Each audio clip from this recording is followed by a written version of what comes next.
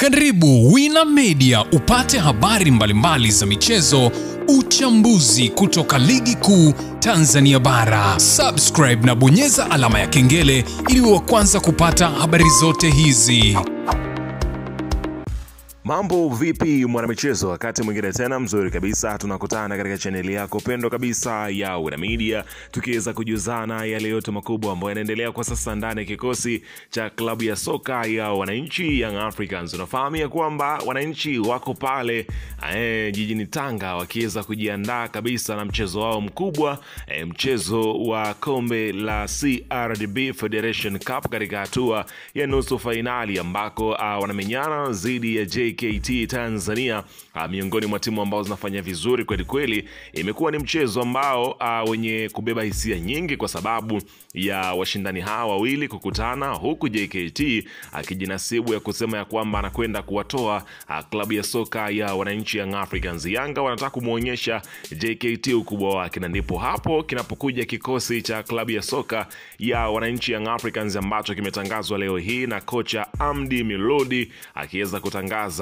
kikosi cha majembe 11 ambacho kitakachoanza katika mchezo huo mkubwa, ambapo Young Africans wanahitaji kuweza kufika hatua ya fainali ili waweze kukutana na mpinzani wake ambaye unazungumzia ni Simba Sport Club, ambaye yeye yupo na Singida Black Stars. Kama akifanikiwa kushinda mchezo huo, basi atakutana na Young Africans, ambao Yanga naye ana kibarua chake hii leo. Kikosi kinasemaje? Kikosi kama ifuatavyo, ila kabla tujaendelea nikukumbusha kwamba kama ni mara yako kwanza kabisa unatembelea katika chaneli ya Wina Media, jua kwamba umepitwa na taarifa nyingi. Sasa ili usiendelee kupitwa na taarifa zetu, cha kufanya ni kitu rahisi kabisa. Kwenye simu yako ni kubonyeza tu ano jekundu liloandikwa hapo no subscribe, na kisha ukabonyeza alama ya kengele iliyoko hapo chini pembeni. Kufanya hivyo kutakuwezesha wewe kupata taarifa zetu hapo pote pale unapokuwepo, hapa sipo kuweza kuhangaika huku na kule kwenye kutafuta taarifa. Taarifa zinakuwa zinakufikia moja kwa moja kwenye simu yako. Karibu tuzungumze kuhusiana na hili ambalo linaloendelea kwa wakati huu ndani ya kikosi cha mabingwa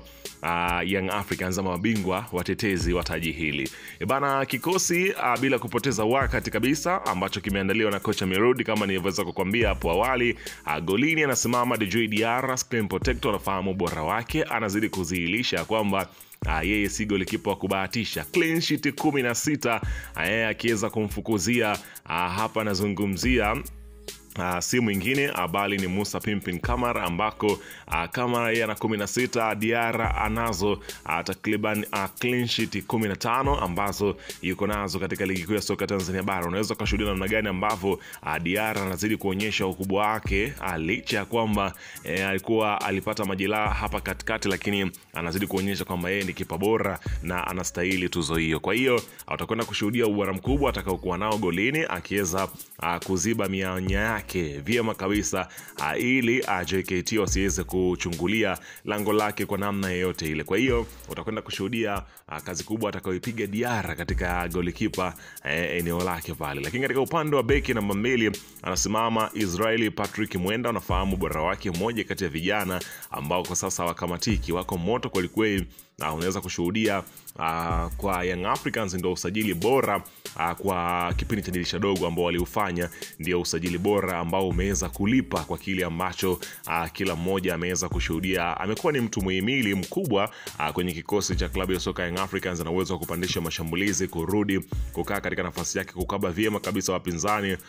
Kwa hiyo tutakwenda kushuhudia kazi kubwa ambayo anaipiga Israeli Mwenda. Lakini katika upande wa beki namba 3, hapa nazungumzia beki hii ni beki ya kushoto, anasimama si mwingine bali ni Nixon Kibabage, akiendeleza mwendelezo wake wa kuweza kufanya kazi nzuri katika michezo hii. Ameonyesha kitu cha kitofauti na mwalimu ameendelea kuweza kumwamini na kuweza kumwanzisha katika kikosi chake cha kwanza kabisa dhidi ya JKT Tanzania. Kazi yake ni kupandisha mashambulizi na kurudi kukaa katika nafasi yake, kuweza kupiga zile cross ambazo huwa zinapigwa katika kutokea upande wa mabeki kwenda kwa washambuliaji. Utakwenda kushuhudia kazi yake akifanya vyema. Lakini katika upande wa beki namba 4 anasimama Ibrahimu Hamadi Baka, Sergeant mwenyewe, akiweza kuzuia magendo yote kutoka JKT yasiweze kumfikia Djigui Diarra kwa namna yoyote ile, akiweza kuziba mianya yote ile ambayo atakayokutana nayo. Nguvu, maarifa ambayo anayatumia, utakwenda kushuhudia kazi kubwa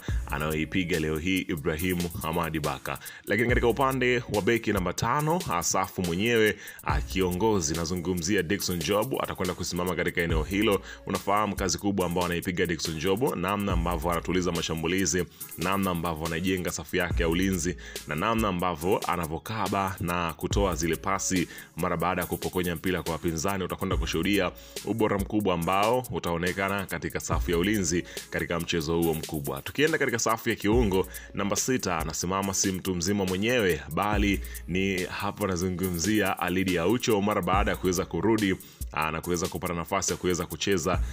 Sasa utakwenda kushuhudia akianza katika mchezo huu dhidi ya JKT Tanzania katika eneo la namba 6. Kazi kubwa ambayo anaipiga Alidi Aucho kila mmoja anaifahamu. Namba 6 pale huwa ni mtu ambaye anakwenda kulituliza dimba. Ana uwezo wa kugawa pasi, ana uwezo wa kukaba, ana uwezo wa kupiga mipira mirefu na mifupi, pasi ndogo na ndefu, zote anaweza kuzipiga vizuri kabisa. Kwa hiyo utakwenda kushuhudia ubora mkubwa katika eneo la namba 6. Namba 7 atakuwepo Maxim pia Nzingeli, Mbappe wa Vikindo. Nafahamu ubora wake, mmoja kati ya watu hatari kweli kweli. Kama asipokufunga basi jua kwamba assist anaweza akatoa, kama asipotoa basi madhara anaweza kukufanyia ambayo ataleta kama sio penalty, kama sio basi kufungwa na mtu mwingine, lakini chanzo huwa lazima kitokee kwa Maxim Nzingeli. Utakwenda kushuhudia ubora mkubwa ambao yuko nao kwenda kuzifungua safu za ulinzi za JKT Tanzania. Watatoa, utakwenda kujua kama itawezekana. Lakini katika upande wa hapa nazungumzia namba 8,